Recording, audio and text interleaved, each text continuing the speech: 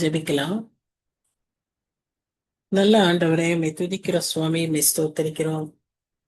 இந்த நல்ல மாலை வேலைக்காக உம்மை துதிக்கிறோம் ராஜா.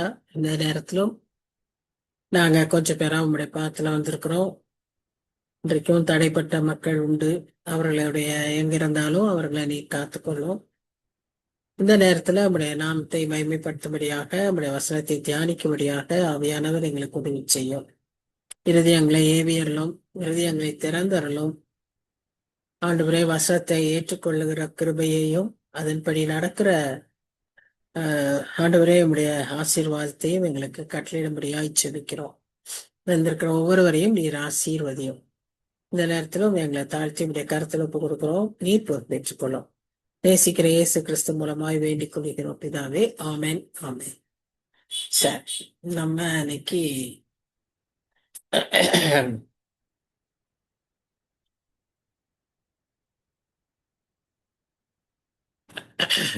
எஸ்ஐயாவே தியானித்துக் கொண்டிருக்கிறோம். எஸ்ஐயாவில் 64ஆம் அதிகாரத்தை அதுல கொஞ்சம் வசனங்கள் உண்டு. அதை முடிச்சிட்டு அப்புறம் நாம 65ஆம் அதிகாரத்திற்குள்ளாக போவோம். 65 65ஐயும் வச்சுக்கலாம். 60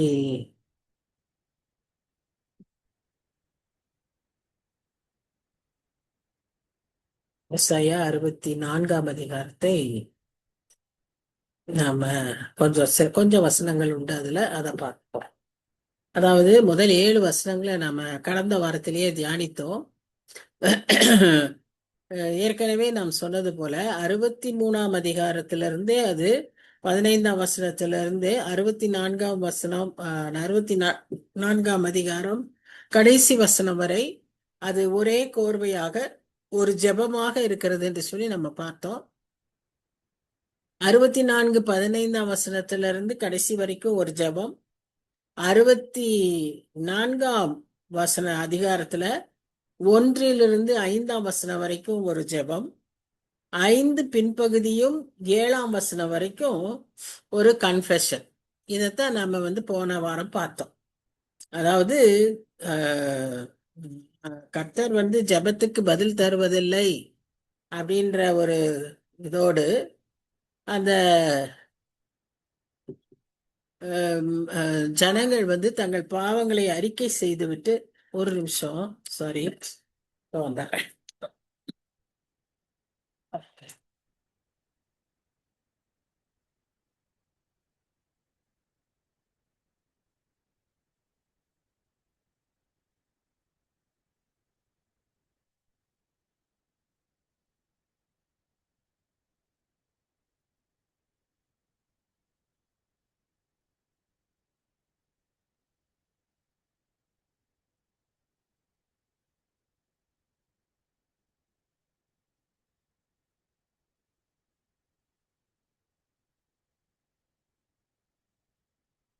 பண்றேன்.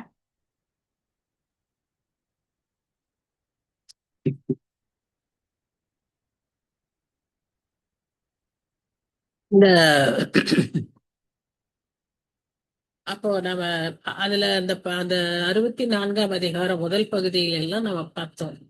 அவர்கள் ஆண்டவரை நோக்கி கம்ப்ளைண்ட் பண்றதாக இருக்கிறத பாக்குறோம். ஆண்டவரே, ஏன் எங்க ஜெபத்துக்கு நீர் பதில் சொல்லாம இருக்கிறீர், எங்கள் ஜெபங்களை ஏன் கேட்க மாட்டேங்கிறீர் அப்படின்லாம் பார்த்தோம். அதனுடைய தொடர்ச்சியாய் அவர்களே தங்களுடைய நிலைமையை உணர்ந்து நீதிமான்களுடைய ஜெபம்தான் கேட்கப்படும், நமக்கும் ஆண்டவருக்கும் நடுவே நம்முடைய பாவம் தான் இருக்கிறது என்பதை உணர்ந்து பாவங்களை அறிக்கை செய்ததை நாம் பார்த்தோம். 5-7 உள்ள வசனங்கள்ல அதான் பார்க்கிறோம். தங்க பாவ நிலைமைகளை அறிக்கை செய்யறாங்க. அப்போ அந்த முதல் பகுதியில அப்ப அவங்க ஜெபிக்கும் போதே ஆண்டவர் அவர்களுக்கு தன்னை வெளிப்படுத்தினார். அப்படி வெளிப்படுத்தும் போது அவர் ஒரு தகப்பனாகவும் ஒரு மீட்பராகவும் அவர்களுக்கு தன்னை காண்பித்ததினாலே தொடர்ந்து இவர்கள் இப்ப ஜெபிக்கும் போது இப்ப என்ன சொல்றாங்கன்னா, இப்பொழுதும் கர்த்தாவே, நீர் எங்களுடைய பிதா, நாங்கள் களிமண். நீர் எங்களை உருவாக்குகிறவர், நாங்கள் அனைவரும் உமது கரத்தின் கிரியை. தங்களுடைய நிலைமையை அறிக்கை செய்து உணர்ந்து சொல்வதைப் போல அவர்கள் இங்கே சொல்லுகிறதை பார்க்கிறோம். அதோடு கூட தொடர்ந்து 9ஆம் வசனத்துல என்ன சொல்றாங்கன்னா, கர்த்தாவே, அதிகமாய் கடன் கோபம் கொள்ளாமலும் என்றைக்கும் அக்கிரமத்தை நினைத்துக் கொள்ளாமலும் இருப்பீராக. இதோ பாரும், நாங்கள் அனைவரும் உம்முடைய ஜனங்களே அப்படின்னு அவருக்கு ஞாபகப்படுத்துற மாதிரி அங்க சொல்லி அந்த காரியங்களை எல்லாம் அவர் அங்க சொல்லுவதாக நாம் பார்க்கிறோம். ஒரு ஜெபத்தை ஏறெடுக்கிறதாக பார்க்கிறோம். இந்த பாவங்களை எல்லாம் அறிக்கை செய்ததினால அவர்களுக்கு தங்க நிலைமை ரொம்ப மோசமா இருக்குங்கிறத அறிந்துகிட்டாங்க. ஏன்னா அதுல நம்ம ஒரு வார்த்தையை பார்த்தோம் இல்லையா, ஃபில்தி ராக்ஸ்ன்னு சொல்லி பார்த்தோம். அவர்களுடைய ரைச்சஸ்னஸ் எல்லாம் ஃபில்தி ராக்ஸ் அப்படி இருக்கு, அப்படி போல இருக்குன்னு சொன்னாங்க. அந்த நிலைமைக்கு அவங்க வந்துட்டதுனால, ஒரு டெஸ்பரேட் கண்டிஷனுக்கு வந்துட்டதுனால அவங்க நல்லா தெரிஞ்சுக்கிட்டாங்க, இனி கர்த்தருடைய இரக்கம் இல்லாம நம்மளால ஒண்ணும் செய்ய முடியாதுன்னு சொல்லிட்டு அவங்க இந்த இடத்துல அவங்க ஜெபிக்கிறாங்க. as pleading to God to be as their father. அவங்க ரெக்கக்னைஸ் பண்றாங்க, யூ ஆர் அவர் ஃபாதர், நீர் எங்கள் பிதா அப்படின்னு அவங்க சொல்றத பார்க்கிறோம். ஹேவ் mercy on us அப்படின்னு சொல்றத பார்க்கிறோம். நாம இந்த நிலைமைக்கு போய் நம்ம கர்த்தரிடத்துல கெஞ்சுவதை விட முன்பாகவே கர்த்தரிடத்துல நாம திரும்புவது நலம். ஏன்னா நம்ம ஆண்டவர் எப்பொழுதும் இருக்கரம் நீட்டி காத்திருக்கிற தேவன். எப்போ ஒரு ஆத்மா வராதான் தான் காத்துட்டு இருக்கிறவர். அவர் ஒருவருடைய அழிவையோ ஒருவருடைய மரணத்தையோ அவர் விரும்புவதில்லை. ஆனா நாம தான் என்ன செய்யறோம்னா, we are delaying the process. அதாவது earlier we turn to him, it is better. அடுத்ததா அவர் ஜெபிக்கும் போது இன்னொன்னு சொல்றாரு, நீர் தான் எங்களை உருவாக்கினவர், நீர் தான் எங்களுடைய பாட்டர், நீ தான் எங்களுடைய குயவன், உங்களுடைய கையில நாங்க ஒரு களிமண். ஸோ களிமண் has no say, has nothing இல்லையா? நல்லா யோசிச்சு பாருங்க. இந்த களிமணுக்கு எதுவுமே செய்ய முடியாது, எதுவுமே சொல்ல முடியாது, அதுக்கு தனி குவாலிட்டியோ ஒரு ஸ்டேட்டஸோ கிடையாது. We are also like that. But the potter has every right. The potter has his own design, his design in his mind, and accordingly he will shape the clay. And when he shapes it, it becomes a beautiful article, whatever it may be, a pot, a vase, anything that he can make. இல்ல, அப்போ அந்த அந்த உருவத்தை வணைகிறதும் அந்த உருவத்தை உயிர்ப்பிக்கிறதும் அந்த உருவத்தை செய்ய வைக்கிறதும் ஆண்டவர், அது Potter. So you are my Potter அப்படின்னு அவங்க சொல்றாங்க. ஒரு பாட்டை நம்ம அடிக்கடி பாடுவோம் இல்லையா, have thine own way Lord, thou art potter and I am the clay பாடுவோம். அது போல இந்த இடத்துலையும் they just confess that we are clay and you are the potter அப்படின்னு சொல்லிட்டு அப்பவும் அவங்க சொல்றாங்க, எங்களுக்கு you deal gently with us. அந்த அடுத்த 9ஆம் வசனத்தை பார்த்தீங்கன்னா, அப்படி எங்க மேல ரொம்ப கோபம் வைக்காம எங்களுக்கு மேல இரக்கம் பாராட்டுங்க அப்படின்னு அவங்க சொல்றத நாம பாக்குறோம். இதுல இன்னொன்னு நம்ம புரிஞ்சுக்கணும், ஒருபோதுமே எந்த தகப்பனும் தன் பிள்ளைகளை டிசோன் பண்ண மாட்டார். அவன் என்ன தப்பு செஞ்சிருந்தாலும் அவர் திரும்பி வந்தா ஏற்றுக்கொள்ளுகிறவராக தான் இருப்பாங்க. இன்றைய மனுஷீக காலத்துல இன்றைய நாட்கள்ல தான் தகப்பனாட்டும் தாயாகட்டும் they refuse to own their children. They refuse to give their support continuously. ஆனா பொதுவா முந்தைய நாட்களில் எல்லாம் பாவம் இவ்வளவு பெருகாத சூழ்நிலைகள்ல தகப்பனாலும் தாயானாலும் தன் குழந்தைய ஒருபோதும் கைவிட மாட்டாங்க. அதனால்தான் தாய் தன் பாலகனை மறப்பாளோன்னு சொல்லியிருக்கு. இன்னைக்கு எல்லாம் அது ரொம்ப சகஜம், தாயே பிள்ளைய வீசிட்டு போகிற காலம் ஆயிடுச்சு. ஆனா அப்படி ஒரு காலம் இருந்தது. அதனாலதான் இங்கேயும் அதே போல அவங்க ஜெபிக்கிறாங்க. இது ஏசாயா காலம் இல்லையா, அப்போ அவங்க ஜெபிக்கிறாங்க, நீர் எங்களுடைய பிதா, நாங்கள் உங்களுடைய கரத்தில் ஒரு களிமண். நீர் எங்களுடைய குயவனை போல எங்களை வணைந்து கொள்ளும்னு சொல்லி அவங்க சொல்றத பார்க்கிறோம். இந்த இது வந்து கொஞ்சம் கொஞ்சம் நேரத்துக்கு தான் இருக்கும். பொதுவாகவே நாமும் கூட நம்முடைய சூழ்நிலை ஒரு மாதிரி டெஸ்பரேட்டா இருக்கும்போது நம்மளுடைய ப்ரேயர் எப்படி இருக்கு, கொஞ்சம் எல்லாம் ஆன்சர் ஆன பிறகு prayers when it gets answered and when we are almost blessed, அப்போ how is our prayer life? If you check, you will know the difference. அப்ப இருந்த அந்த ஒரு ஊக்கமான ஜெபம் இந்த சமயத்துல இருக்கான்னு பார்த்தா இருக்காது. Mostly it will not be there. But we are to have the same relationship with us. So, if any prayer is based on the result, any work for God based on the result, it will be like just a bubble. But if it is based on love, அவர் மேல் இருக்கிற அன்பினாலே நாம் எந்த காரியத்தை செய்தாலும், நாம் ஜெபிக்கிறதற்கும் கேட்கிறதற்குமே அந்த அன்பின் நிமித்தமாய் நாம் கேட்டாலும்,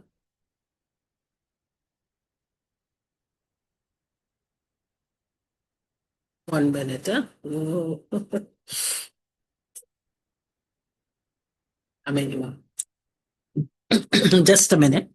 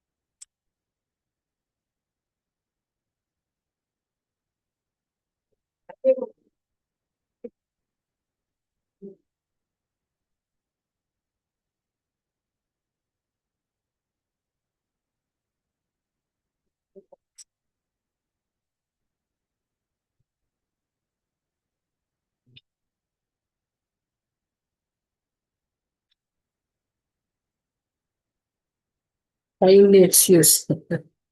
Lot of disturbance. Anyway,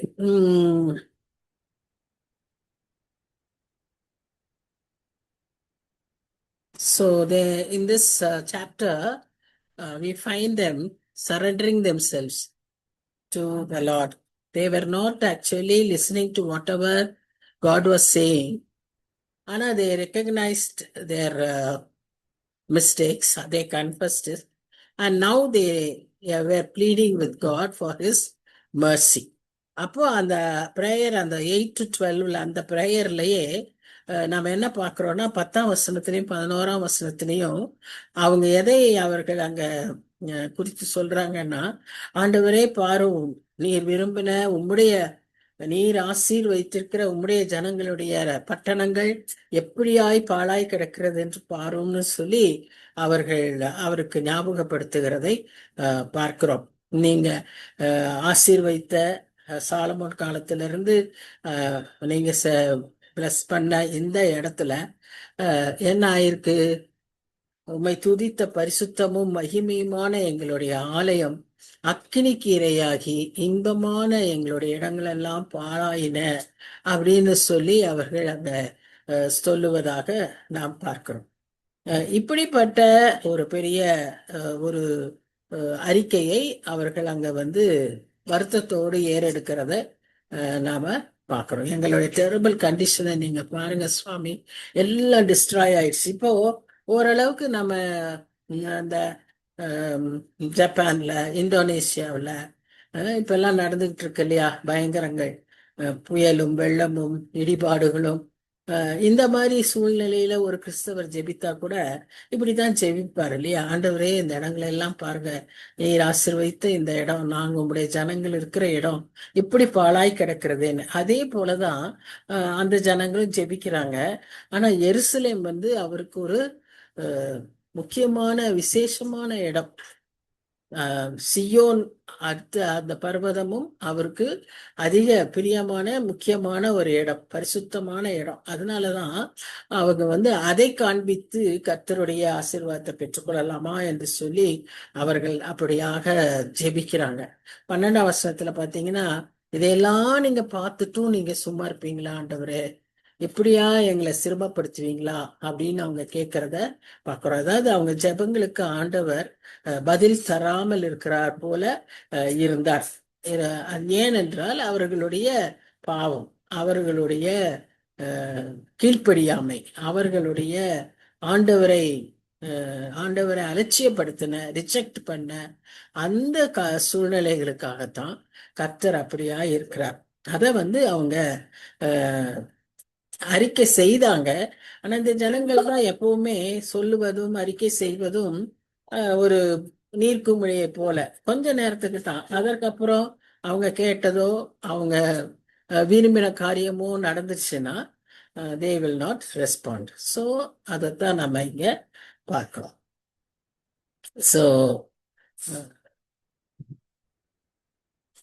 இங்க ஒரு முக்கியமான ஒரு காரியம் பார்க்கிறோம். என்னன்னு சொன்னா, இப்படிப்பட்ட சூழ்நிலைகள்ல கர்த்தர் யாரை என்ன எதிர்பார்க்கிறார் என்றால், இப்ப அவங்க ஜெபிக்கிற ஜெபத்துக்கு கர்த்தரால பதில் கொடுக்க முடியாது. ஏன்னா அவங்களுக்கும் ஆண்டவருக்கும் பாவம் நிக்கிறத பார்க்கிறோம்.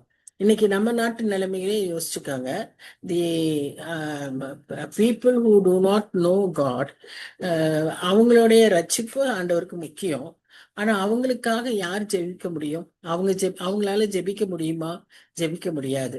அப்படியே அவங்க ஜெபிச்சாலும் அவங்க ஜெபங்கள் கேட்கப்படாது. ஏன்னா அவங்களுக்கு they do not know to ask through the name of the Lord. அதெல்லாம் அவங்களுக்கு இருக்கிறதுனால they will not know.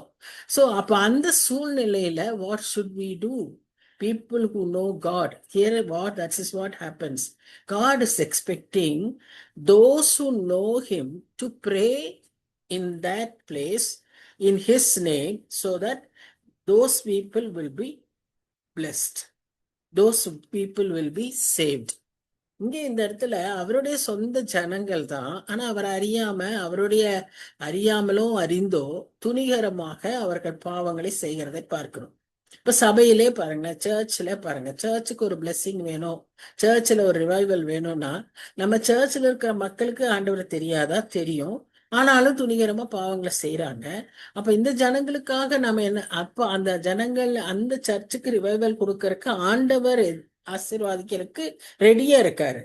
But what he expects is, அங்க ஆண்டவரை அறிந்த மக்களாகிய ஒரு சிலராவது அந்த ஜனங்களுக்காக ஜெபிக்கிறவர்களாய் காணப்பட வேண்டும் என்று கர்த்தர் எதிர்பார்க்கிறார்.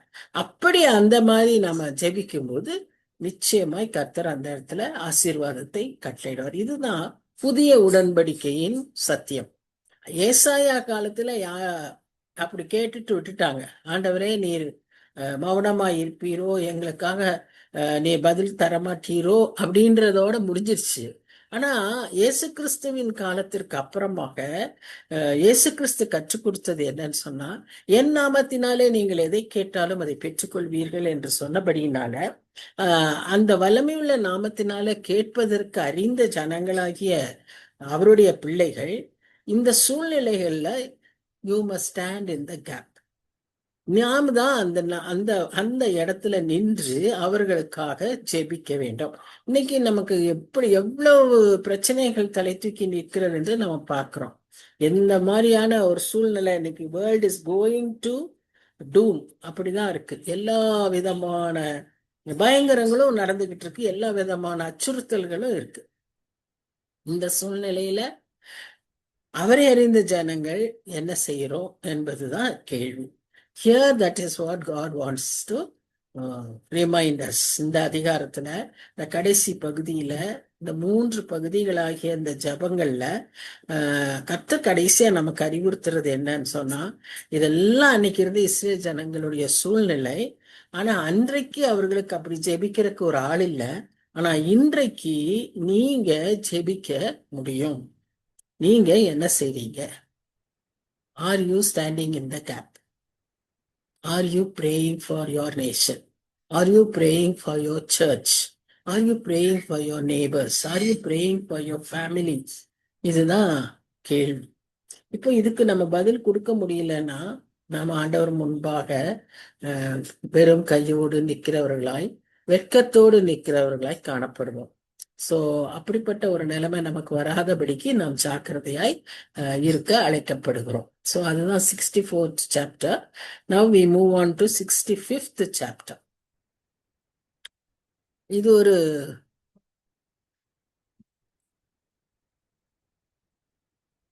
வேலை.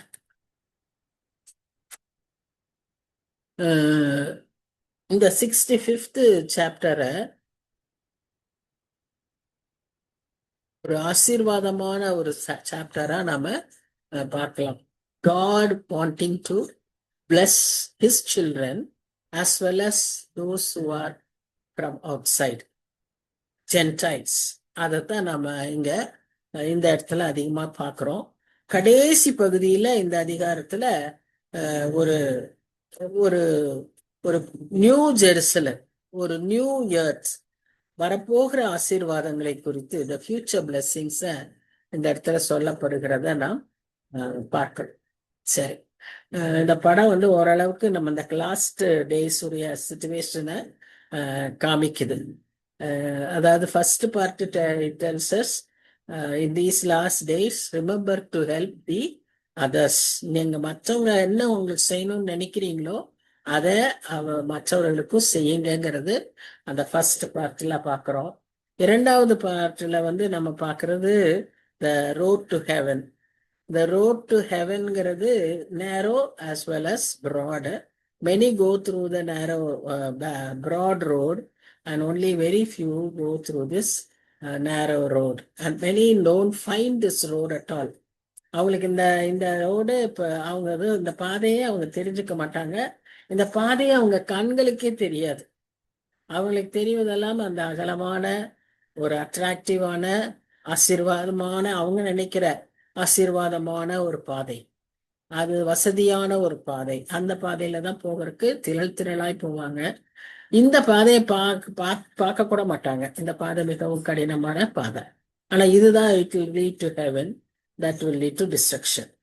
அடுத்ததா நம்ம இந்த கடைசி நாட்கள்ல அதிகமா காணக்கூடிய காரியம் என்னன்னு சொன்னா ஃபால்ஸ் ப்ராஃபெட்ஸ். அவங்க நம்ம கிட்ட வரும்போது அப்படியே ரொம்ப நல்லவங்களாட்டம் வருவாங்க. A wolf in sheep's clothing. அதுதான் ஆட்டுத்தோல் போர்த்திய ஓநாய், அது மாதிரி வருவாங்க.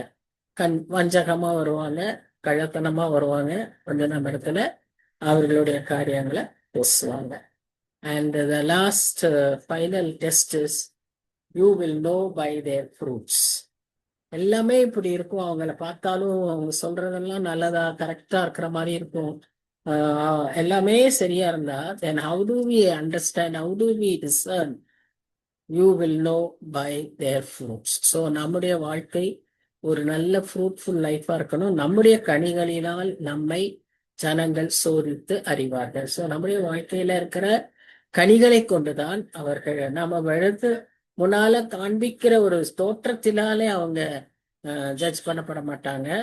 உண்மையான கனியுள்ள வாழ்க்கை நம்ம இடத்துல இருக்கான்னு தான் சோதிப்பாங்க. இந்த கடைசி நாட்கள்ல சோதிக்கப்படுவோம் அப்படின்னு சொல்லி ஒரு எச்சரிப்பை இங்க நாம பார்க்கிறோம், ஒரு ஆலோசனையையும் பார்க்கிறோம்.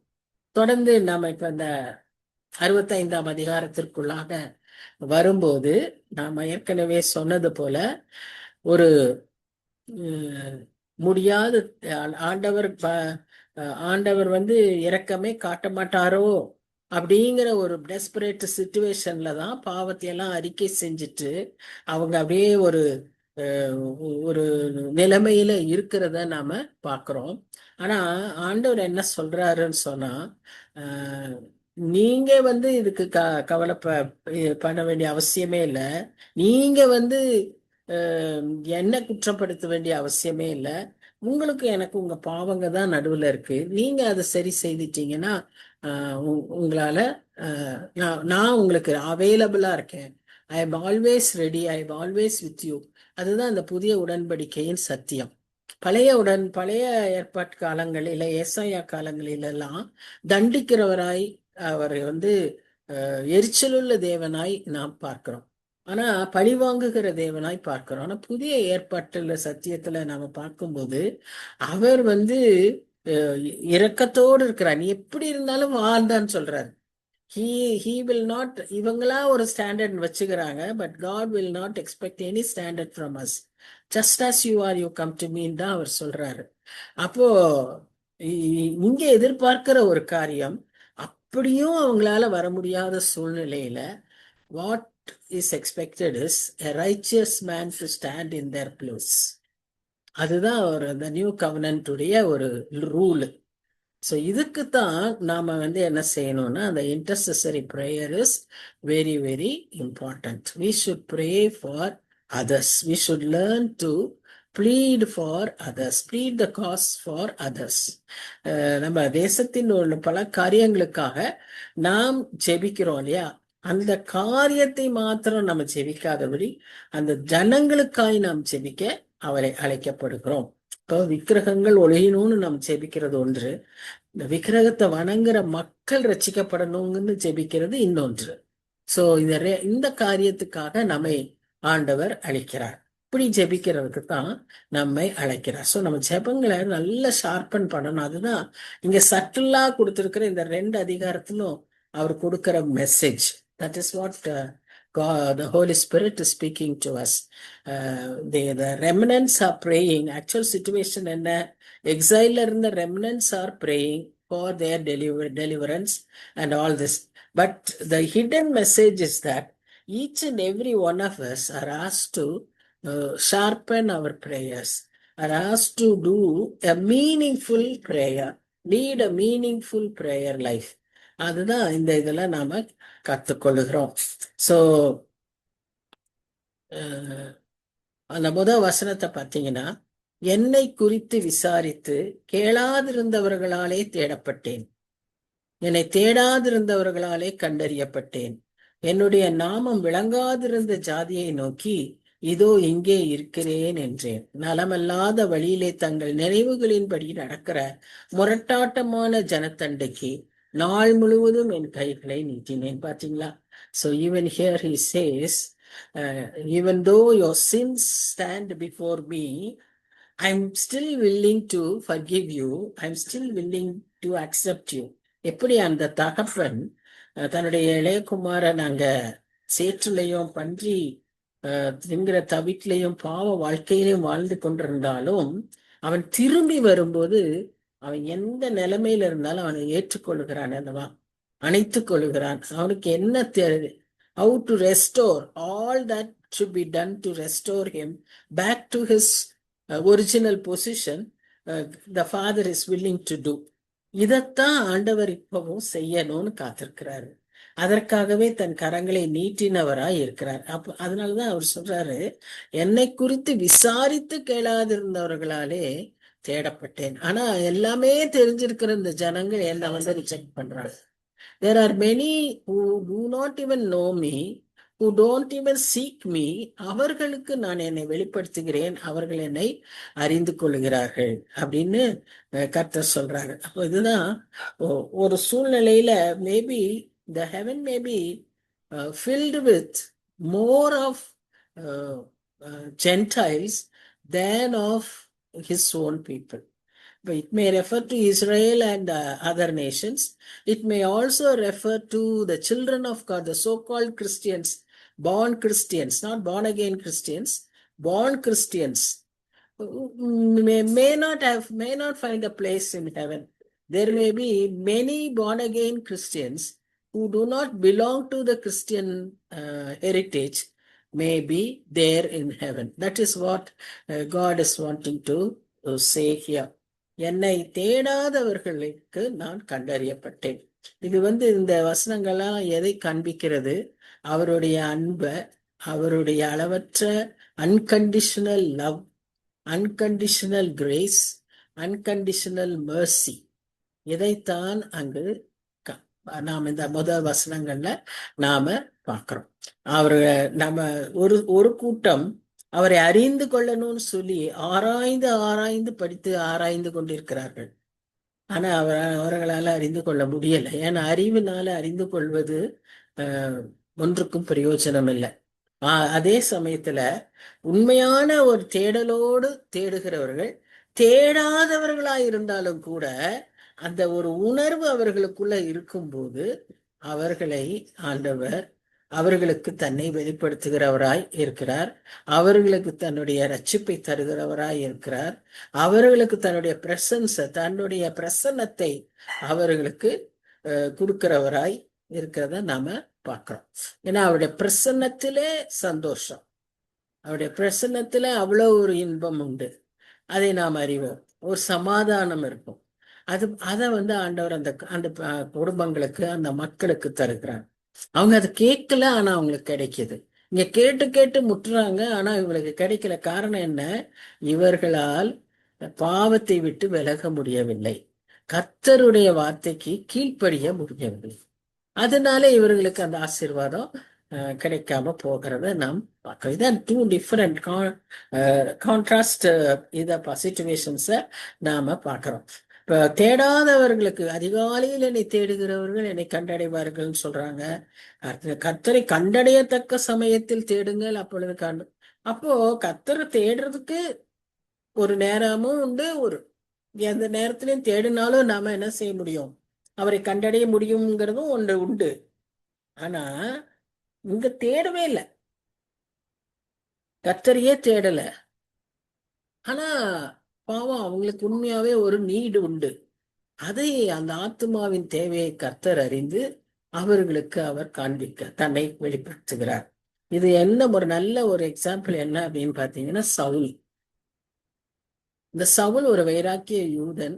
இவர் அந்த கிறிஸ்தவர்களுக்கு எதிராக, கிறிஸ்துவை பிரதானப்படுத்தின இந்த ஜுடைசத்துக்கு அகைன்ஸ்டா பேசிக்கொண்டிருந்த அந்த கிறிஸ்தவர்களை அழிக்கும்படியாக அவர் புறப்பட்டு சபையாய் அடித்து துரத்தி, கிறிஸ்தவர்கள் வீட்டுக்குள்ள புகுந்து பெண்களை வெளியே இழுத்து எல்லாம் செய்கிற ஒரு மனிதனாய் காணப்பட்டார்.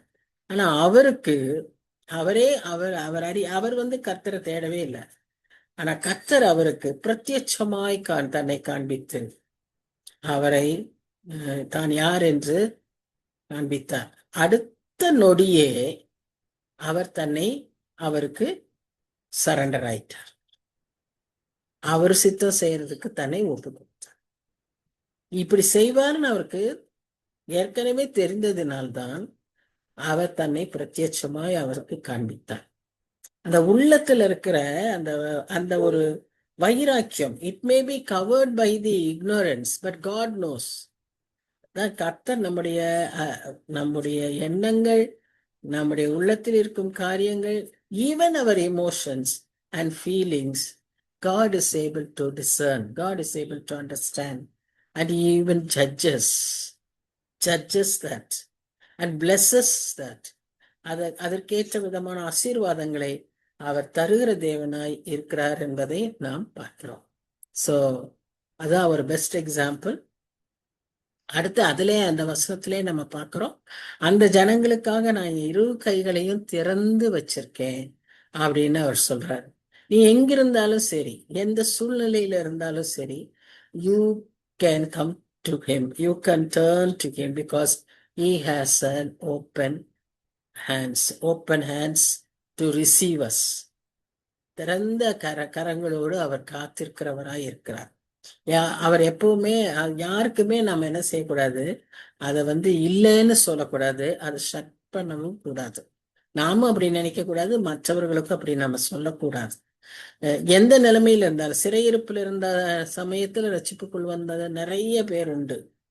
அந்த பாபிலோன்ல ஆண்டவரை ஏற்றுக்கொண்டவங்க நிறைய பேர் உண்டு. நாம இன்னைக்கு வார்த்தையில ரட்சிப்புங்கிறோம். அன்னைக்கு அவங்க கிறிஸ்துவை யாவேவை அவர்கள் தெய்வமாய் ஏற்றுக்கொண்டவர்கள் அநேகம் பேர் உண்டு அங்க. அப்ப ஆண்டவருக்குன்னு வைராக்கியமா பிறந்தவங்க, ஆண்டவருக்குன்னு ஜெபித்தவங்க, அப்படி கொஞ்சம் பேர் இருக்காங்க. அவங்கதான் அந்த ரெமனன்ஸ், அவங்கதான் ஜெபிக்கிறாங்க. அவங்களதான் ஆண்டவர் எதிர்பார்க்கிறார். இவர்கள் மற்றவர்களுக்காக ஜெபிப்பார்கள் என்று சொல்லி அவர்களை எதிர்பார்க்கிறாருன்னா அதுதான் காரணம். அவங்க அங்க கர்த்தரை அறிந்து கொண்டார்கள். அப்போ அறிந்து கொண்டிருக்கிற ஜனமாகிய நாம் we are more எக்ஸ்பெக்டட், நம்ம கிட்ட இருந்தும் அவர் அதிகமாய் நம்ம இடத்துல எதிர்பார்க்கிற ஆண்டவராய் இருக்கிறார். ஆனா அன்றைய நாட்கள்ல இருந்த ஜனங்கள் எப்படியா இருந்தாங்கன்னு சொன்னா, நம்ம வேதத்துல வாசிக்கிறபடி தன் மனம் போன போக்கில வாழ்ந்தவர்களாயும், தங்களுக்கு சரியான வழிகள் என்று சொல்லி அது அஹ் மரணத்துக்கே கொண்டு போகிற வழியா இருந்தாலும் அதிலேயும் அப்படிப்பட்ட வழிகளை தெரிந்து கொண்டிருக்கிற மக்களாகவும் இருந்ததை நாம் பார்க்கிறோம். அப்படியெல்லாம் தங்க சொந்த வழியைதான் தெரிந்து கொள்வோம் என்று அவர்கள் தங்களை என்ன நினைக்கிறாங்க, சுதந்திரம் என்று நினைக்கிறார்கள். இன்றைக்கு சுதந்திரமா நாங்க இருக்கிறோம்னு சொல்லி சுதந்திரத்தை கொண்டாடி கொண்டோம். நாம அந்த மாதிரி சுதந்திரமா இருக்கோம்னு நினைக்கிறோம். ஆனா நமக்குள்ளேயே எவ்வளவு அடிமைத்தன கட்டுகள் உண்டு என்று சொல்லி நாம பார்க்கிறோம். So all that can be removed, or the solution for this is a personal transformation, which can be done only through the word of God. Only when we direct our life according to the will of God and the word of God, this transformation cannot take place. அந்த transformation நம்மள நடக்கணும்னு சொன்னா நாம நம்மை விட்டு கொடுக்கணும். நாம் அடிமைத்தனத்தில் இருக்கிறோம் என்பதை நாம் உண்மையாகவே உணரணும்.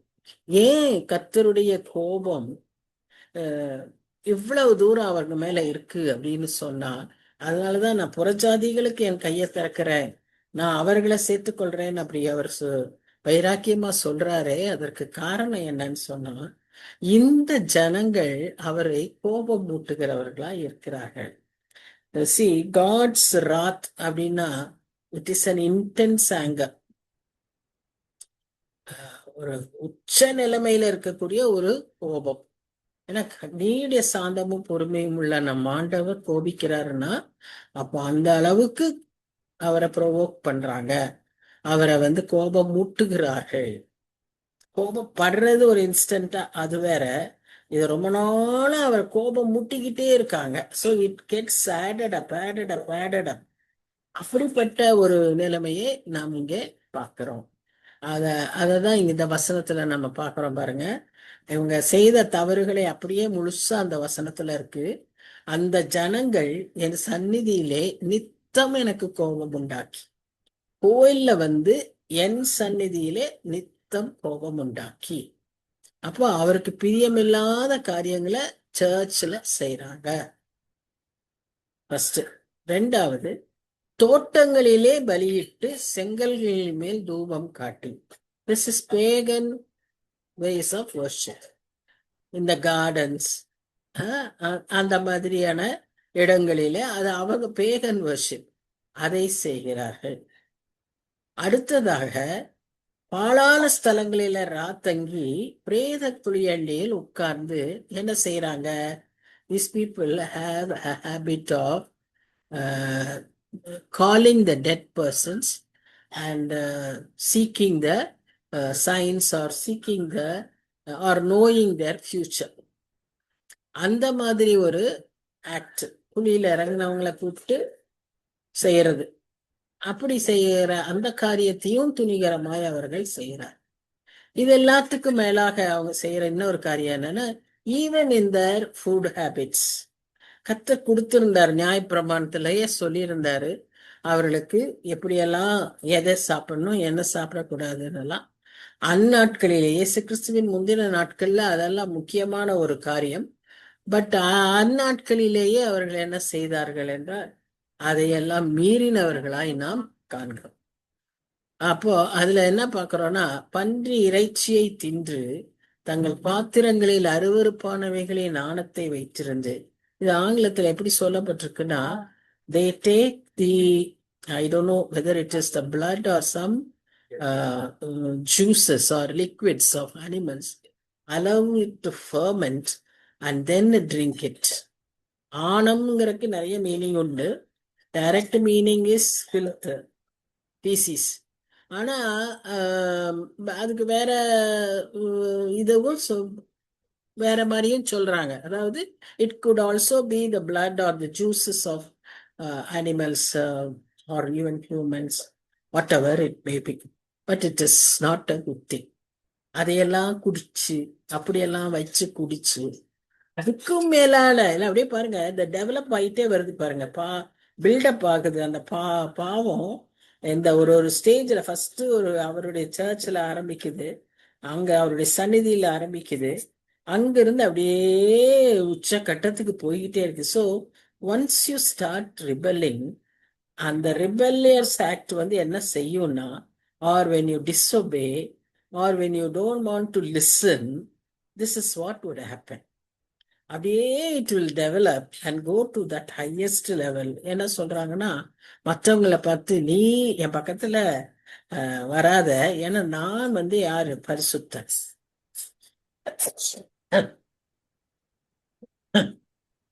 எந்த அளவுக்கு அவங்க போயிட்டாங்கன்னா, அவங்க தான் எல்லாம். They are the authority. They decide, they determine this is right and this is wrong. Don't try to teach me, don't try to preach to me. I am holy, what I say is right. இந்த நிலைமைக்கு வந்துடுறாங்க. So இப்படிப்பட்ட இந்த மாதிரி அந்த ஜனங்கள் இருந்ததினாலே தான் கர்த்தர் வந்து அவங்கள எப்படி சொல்றாருன்னா, கார்பேஜ் எரிஞ்சா எப்படி அதுல ஒரு துர்நாற்றம் வீசுகிற ஒரு புகை வருமோ, அது எவ்வளவு ஒரு ரிப்பல்சிவா இரிட்டேட்டிங்கா இருக்குமோ, அந்த மாதிரி இந்த ஜனங்களை நான் பார்க்கிறேன். இந்த ஜனங்கள் யாரு? அவரை அறிந்த ஜனங்கள். அதனாலதான் அவருக்கு அவ்வளவு கோபம், அவ்வளவு ஒரு வெறுப்பு, அருவருப்பாகிறது. தெரியாதவங்கன்னு சொன்னா அவருடைய பார்வையே வேற. He will look unto them with compassion. He will look unto them with understanding, knowing that they do not know. But these people, they know very well. God speaks to them, in spite of which they were rebellious. And that rebellion lead to disobedience and provocation towards God. It provoked the anger of God. Thereby, He wants to punish them. He wants to judge them.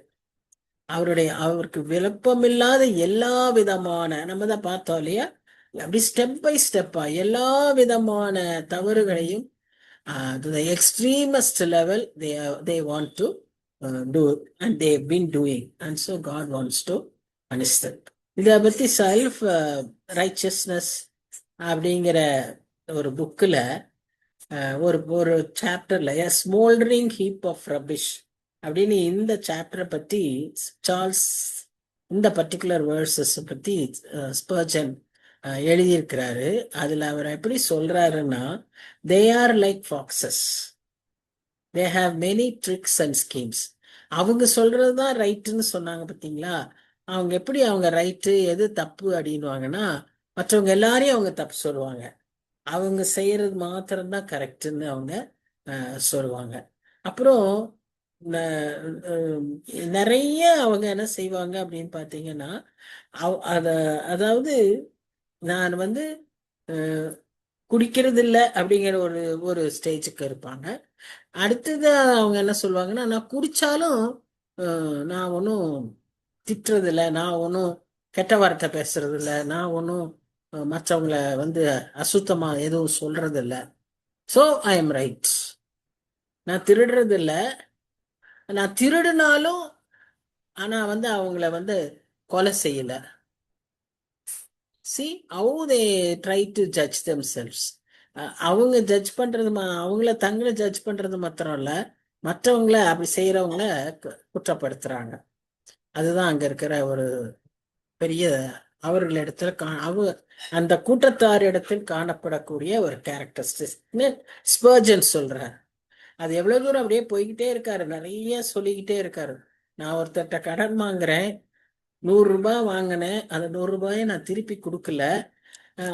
அவர் வந்து கேட்கும்போது சொல்றாரு, நீ சந்தோஷப்பட, நான் உங்கள்கிட்ட 200 ரூபாய் வாங்கல, இல்ல 100 ரூபாய் தானே வாங்கியிருக்கேன், அதை நான் திருப்பி கொடுக்கலன்னா பரவாயில்ல.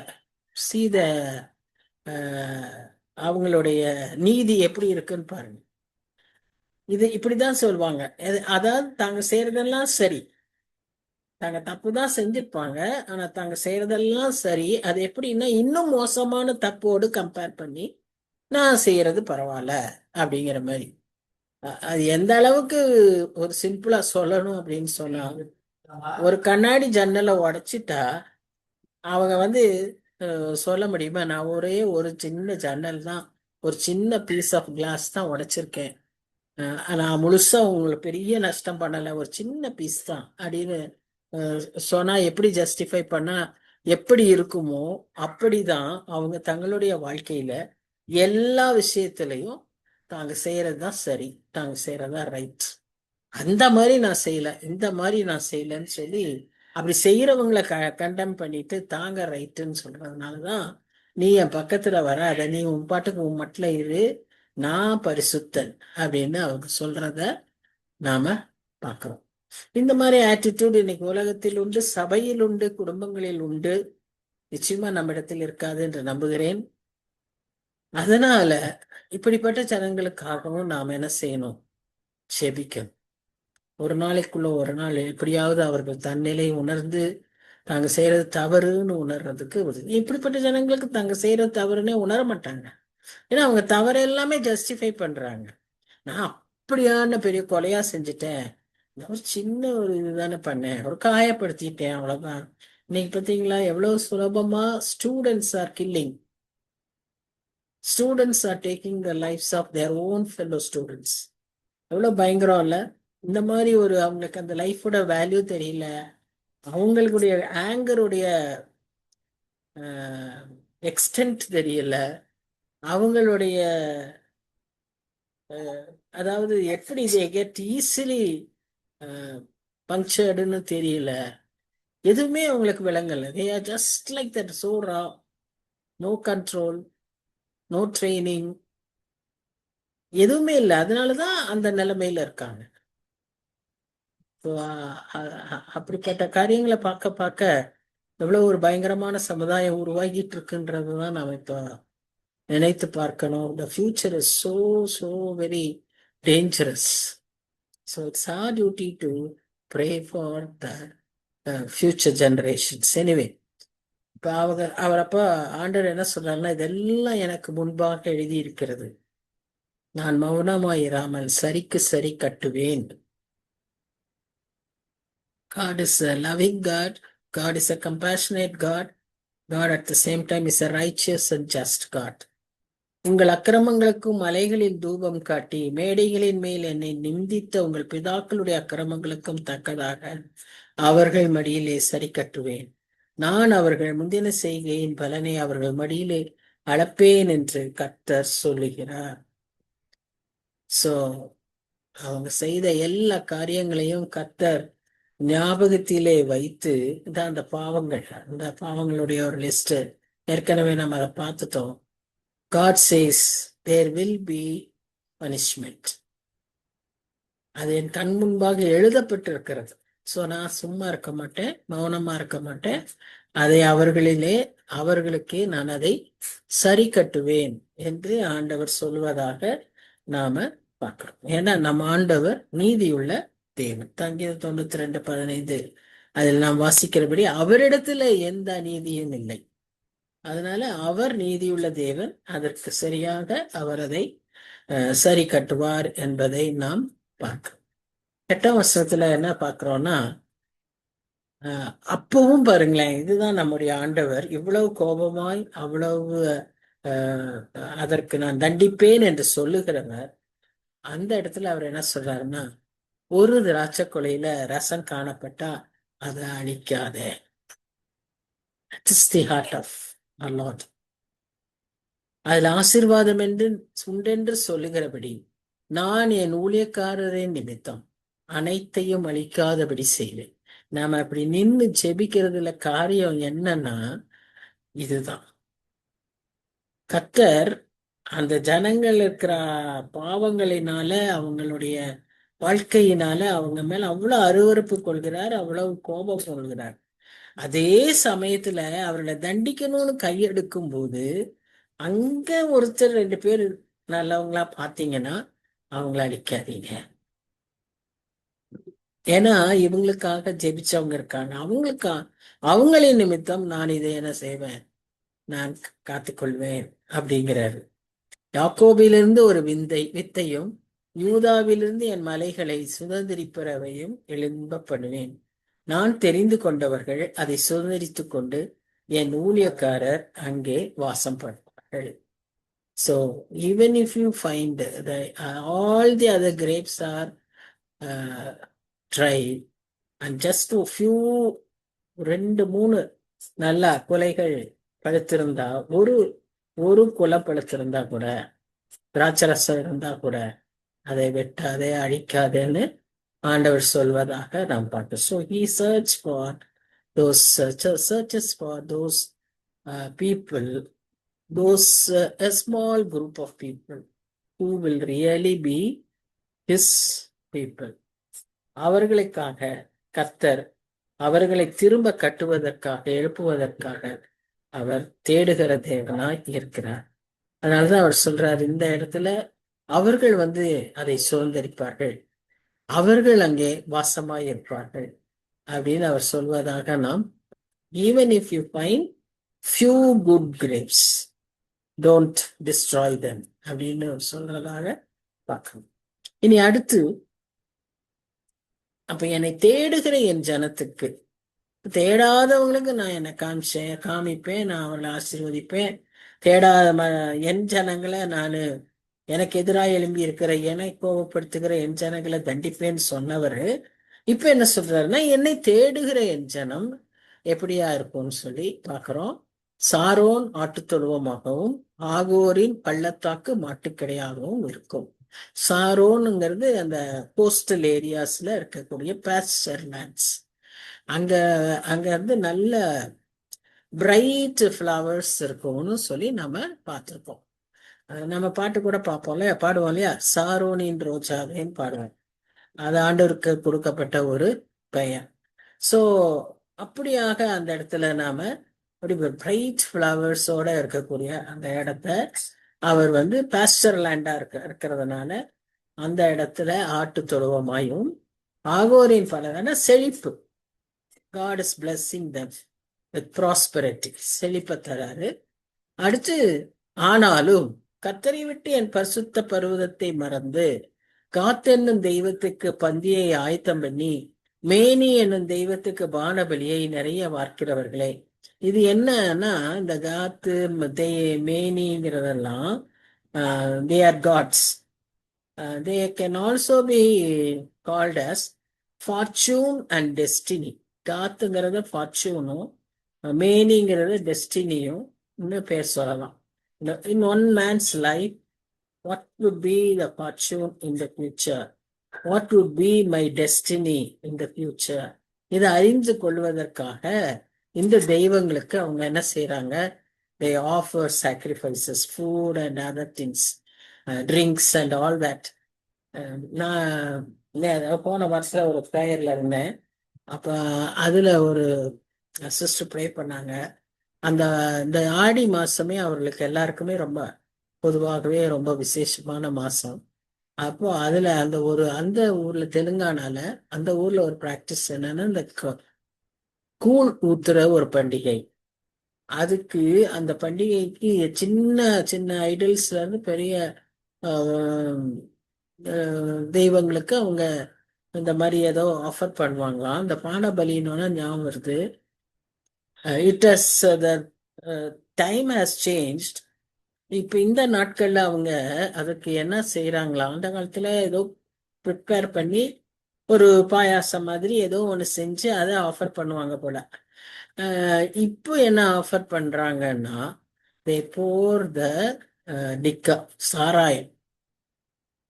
And as for food, அந்த காலத்துல ஏதேதோ அப்படியெல்லாம் செஞ்சு கொண்டு போவாங்களா, பணியாரம் அது இதுன்னு செஞ்சு கொண்டு போவாங்களாம்.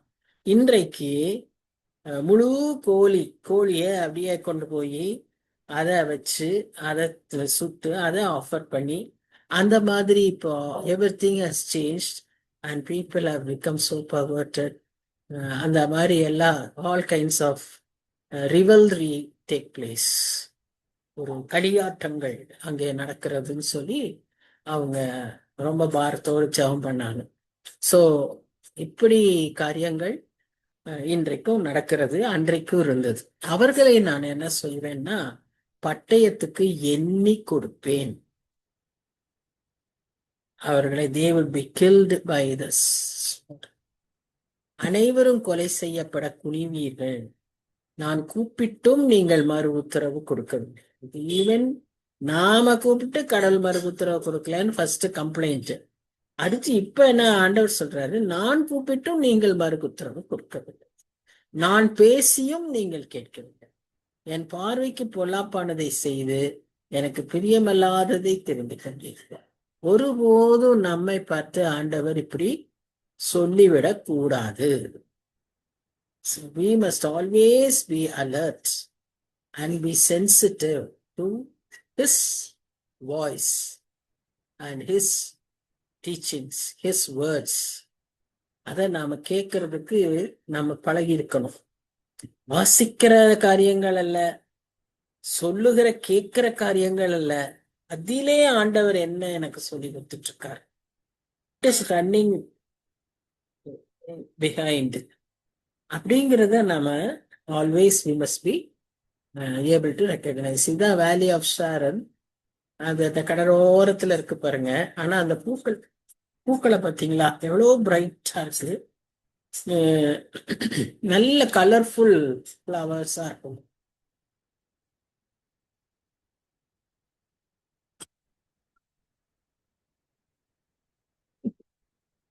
ஆகோரின் பள்ளத்தாக்கு, இந்த பள்ளத்தாக்கு என்னன்னு நமக்கு தெரியும், எரிகோவின் பின்பகுதியில இருக்கிற ஒரு பள்ளத்தாக்கு. இன்னும் ரொம்ப முன்னால பாத்தீங்கன்னா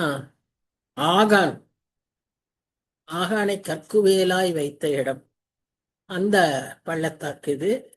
இதுலயும் நல்ல ரெண்டையுமே எப்படி ஆக்கிடுவாராம், பாஸ்டர் லேண்ட்ஸா ஆக்கிடுவாரு. ஸோ இந்த பக்கம் ஷாரோன் வேலியில வேலியில கோட்ஸ் அண்ட் ஷீப், ஆகோர் வேலியில கவுஸ் அண்ட் புல்ஸ்.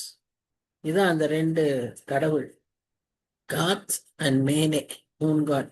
இந்த மூன் காடு, இந்த மேனே, இந்த படங்களை பார்த்தா கோயம்புத்தூர்ல இருக்கிற அந்த யோகா சென்டர் மாதிரி இருக்கு. இந்த சென்டர் இல்ல, அங்க இருக்கிற அந்த ஒருத்தர் இருக்காரு, அவர் மாதிரியே இருக்கு. அவருடைய டிஃப்ரெண்ட் பாஸ்டர்ஸ்ல தான் நிறைய படங்கள் இருக்கு. They are celebrating, they are worshipping the moon god. இதற்கெல்லாம் அவங்க செய்யற பலிகள் செலுத்துறதையும் அவர்கள் செய்கிற இந்த காரியங்களையும் கர்த்தர் அருவருக்கிறார். அதனால் கர்த்தர் அவர்களை பட்டயத்தால் கொலை செய்ய போகிறார். இப்போ பட்டயம்னு ஒண்ணு நம்ம புதிய ஏற்பாட்டுல நமக்கு நல்லா தெரியும். It is not a sword, literal sword. God will use his word. We do not know how it would be done, but suddenly, all on a sudden, everything will happen. Most of those people who attend there, we find they are depressed.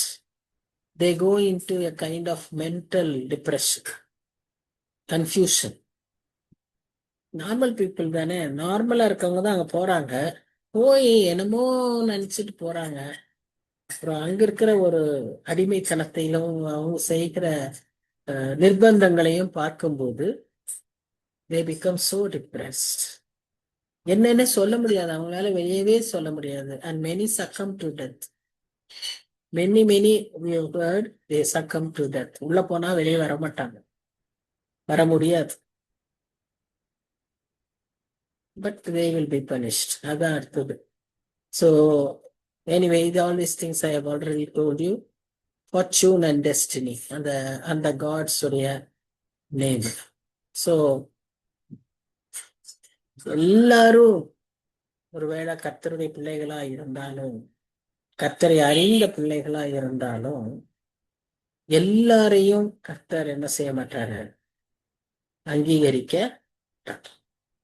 ஏன்னா அவங்க கர்த்தருடைய சத்தத்துக்கு செவி கொடுக்கும்.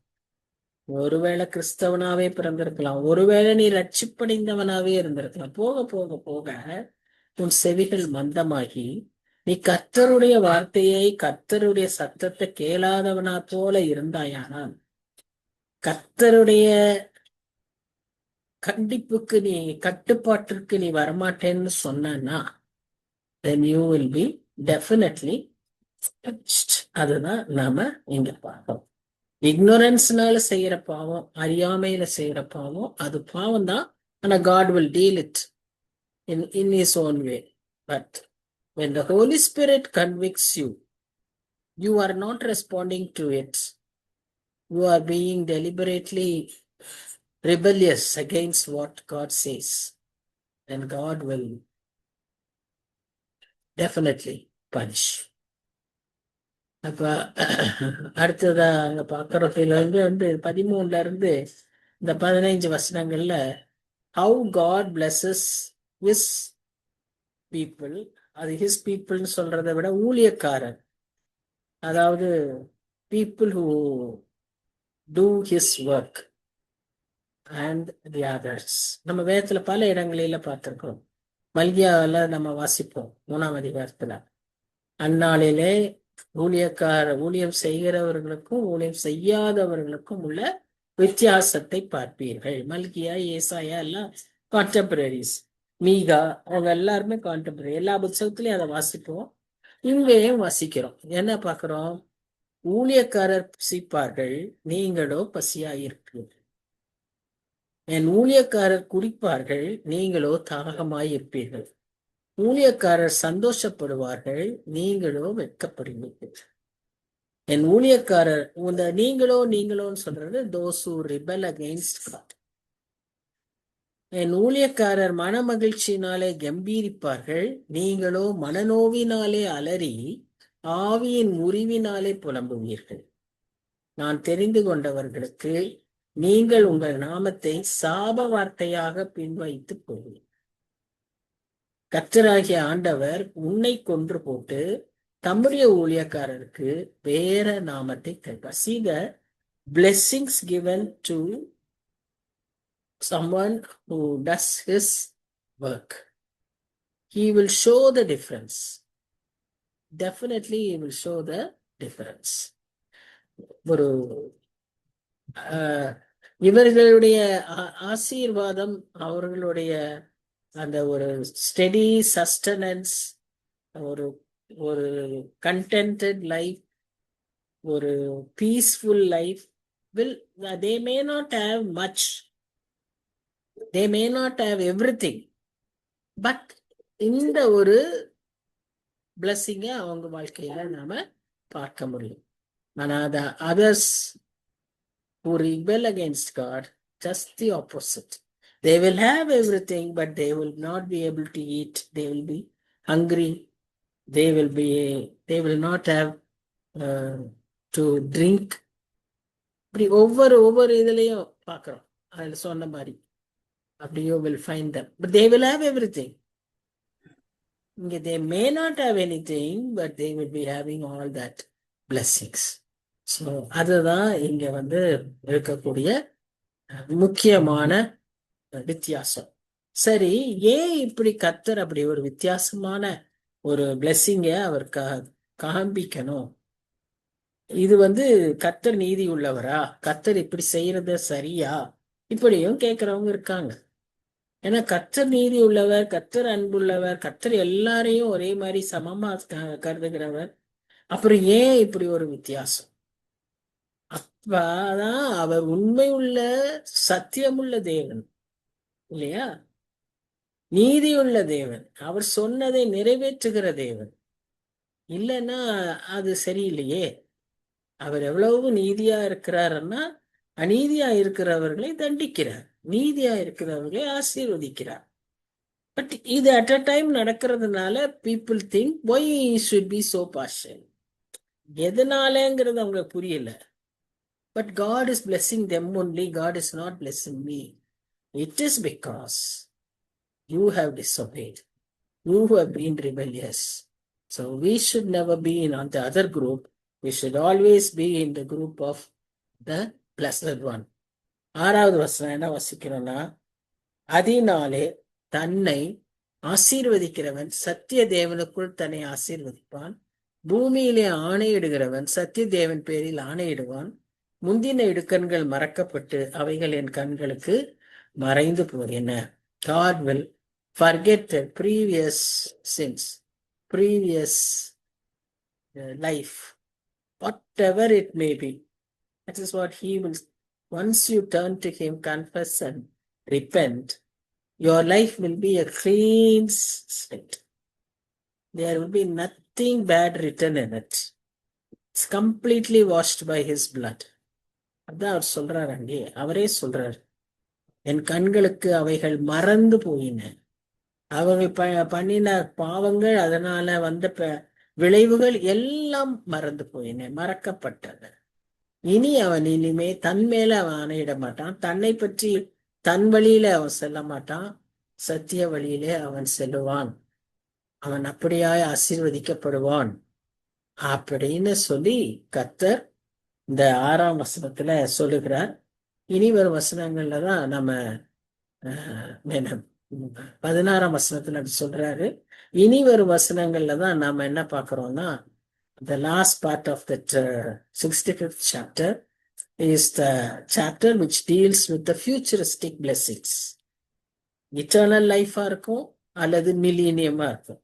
அந்த distant and near, whatever it may be, அந்த பிளெஸிங்ஸை பற்றி இந்த கடைசி 17 இருந்து 25 உள்ள வசனங்கள் அதை சொல்லுகிறது. அதை நம்ம அடுத்த வாரம் பார்த்துட்டு அடுத்த அதிகாரத்துக்கு போவோம். As already said, 66th chapter is getting over. It will get over within 2-3 weeks. So I thought, as some people have suggested, Kingdom of God அப்படிங்கிற கான்செப்ட்ல பேசலான்னு யோசிச்சிருக்கேன். கிங்டம் ஆஃப் காட்னு சொல்லும்போது அதை 2-3 ஆஸ்பெக்ட்ஸ்ல, டைமென்ஷன்ஸ்ல எடுக்கலாம்னு யோசிச்சிருக்கேன். Please pray and try to attend so that we will have a deeper insight of what is truly the kingdom of God that is described in our scriptures. So is that all right to you? Is it okay if we take kingdom of God? Okay, ma'am. Okay. Okay, சரி. ஏன்னா நாம படிக்க படிக்கதான் நமக்கு அது இன்னும் எவ்வளவு ஆழமாய் ஒருவேளை தெரிஞ்ச மாதிரி இருக்கும். அதே சமயத்துல நம்ம எப்பவுமே வேதம் அப்படித்தானே, எத்தனையோ தடவை வச்சாலும் புதுசா புதுசா இருக்கிற மாதிரி அதுலயும் நமக்கு நிறைய ஆவியானவர் நமக்கு புதிதான காரியங்களை கற்றுக் கொடுக்கணும். அதுக்காக ஜெபிப்போம். அதனாலதான் சொல்றேன், இப்ப இருந்தே நம்ம ஜெபிக்கலாம். நமக்கு அதுவும் பிரயோஜனமா இருக்கட்டும். ஆண்டவரே நோக்கி கேட்போம். நல்ல ஆண்டவரே, நன்றியோடு துதிக்கிறோம். வேலையில கூட சுவாமி, இதோ இந்த அதிகாரத்திலே ஆண்டவரே கேட்ட சத்தியங்களுக்காக நாங்க நன்றி செலுத்துகிறோம். எங்க ஜெபம் இன்னும் எவ்வளவு கூர்மையா இருக்கணும், எப்படி நாங்க மற்றவர்களுக்காய் ஜெபிக்கணும், அது எந்தெந்த சூழ்நிலையெல்லாம் நீர் எதிர்பார்க்கிறீர் என்பதெல்லாம் நாங்க இந்த அதிகாரத்தின் மூலமாய் நாங்க அப்படியே மறைவாய் நீர் எங்களுக்கு சொல்லிக் கொடுக்கிறீர். அதற்காக நாங்க நன்றி செலுத்துகிறோம் சுவாமி. நாங்க இன்னும் ஆழமான ஒரு ஜெப வாழ்க்கையை எங்களுக்கு தாரோம். அது போல இந்த மக்களை போல நாங்க ஆண்டவரே எங்களை உங்களுடைய பாதத்துல அறிக்கையிட்டு மன்னிப்பை பெற்றுக்கொள்ள ஒவ்வொரு நாளும் எங்களுக்கு கிருபைகளை தாரோம். ஒருவேளை துணிகரமாய் அவர்களை போல நாங்க இந்த மாதிரி ஐடலேட்ரி, மற்ற வர்ஷிப்பிங், அந்த மாதிரி பாவங்கள்லாம் இல்லாட்டினாலும் சுவாமி, எங்களுக்குள்ள உள்ள இருதயத்துல எத்தனையோ காரியங்கள் அந்த மாதிரி உமக்கு வைக்க வேண்டிய இடத்துல வேற ஏதாவது நாங்க வைத்திருப்போம் சுவாமி. அறியாம கூட செய்வோம், மன்னியுங்க. ஒரு விஷயம் கூட எங்களுடைய வாழ்க்கையில நல்ல ஷார்ப்னஸ் இருக்க கிருபத்தாங்க, அலர்ட்னஸ் இருக்க கிருபத்தாங்க. ஆசீர்வதிங்க, எங்களை நீர் வழி நடத்துக்க சுவாமி. தாழ்த்தி உடைய கருத்துல கொடுக்கிறோம். வந்திருக்கிற ஒவ்வொருவரையும் ஆசீர்வதியும், தேவைகளை சந்தியும். ஆண்டவரே, இந்த உலக பிரகாரமான ஆசீர்வாதங்களை நீர் எங்களுக்கு தருகிற தேவன். எங்கள் வாயில வார்த்தை பிறக்காதற்கு முன்பாக எங்களுடைய தேவைகளை அறிந்த தேவன். உண்மை நம்பி நாங்கள் உண்மையை நோக்கி பார்க்கிறோம். கிருபையாய் இறங்கி எல்லா தேவைகளையும் சந்திக்கும்படியாய் ஜெபிக்கிறோம். மனதில் இருக்கக்கூடிய கவலைகள், கேள்விகள், ஆண்டவரே இது எப்போ நடக்கும், எப்போதான் இது முடியும் அப்படிலாம் இருக்க பிரச்சனைகள் எல்லாவற்றையும் உடைய கருத்துல ஒப்பு கொடுக்கிறோம். சுகவீனங்கள், பலவீனங்கள், சோர்வுகள் இவைகளிலிருந்தும் எங்களை நீர் காத்துக்கொள்ள சுவாமி. எங்களுடைய சமூகத்துல தாழ்த்தி ஒப்பு கொடுக்கிறோம். பொறுப்பேற்றுக் கொள்ளும் நேசிக்கிற இயேசு கிறிஸ்து மூலமாய் வேண்டிக் கொள்கிறோம் பிதாவே. ஆமேன், ஆமேன். Amen. Amen. So thank you everyone. God bless you all. Thank you, ma'am. Thank you. Thank you, Annie. Thank you. God bless you.